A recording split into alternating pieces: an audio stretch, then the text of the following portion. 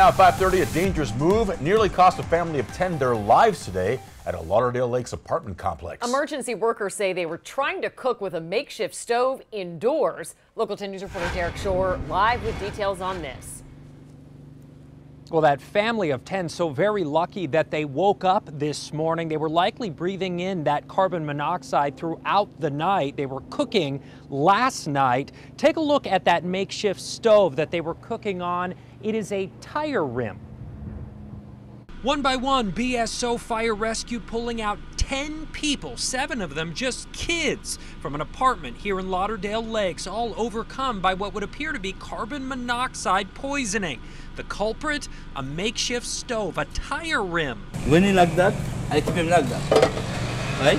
We caught up with Reynold Noel, just out of the hospital. He admits it was him who decided to cook rice on the rim because some of his burners on his stove were not working. He put the fire out last night and the family went to bed only to wake up incredibly sick. No smoke, nothing.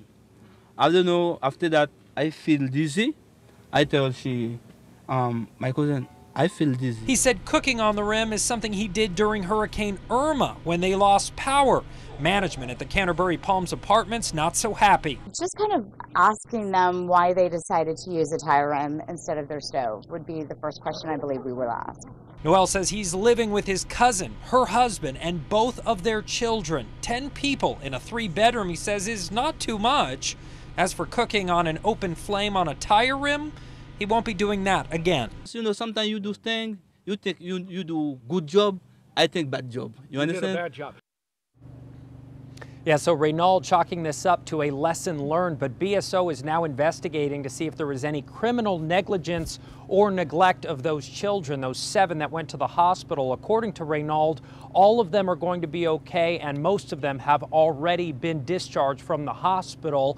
Apartment management here say there are only allowed to be 5 people in that apartment, and they are investigating now to see who actually is living there. We're live in Lauderdale Lakes. Derek Shore, Local 10 News.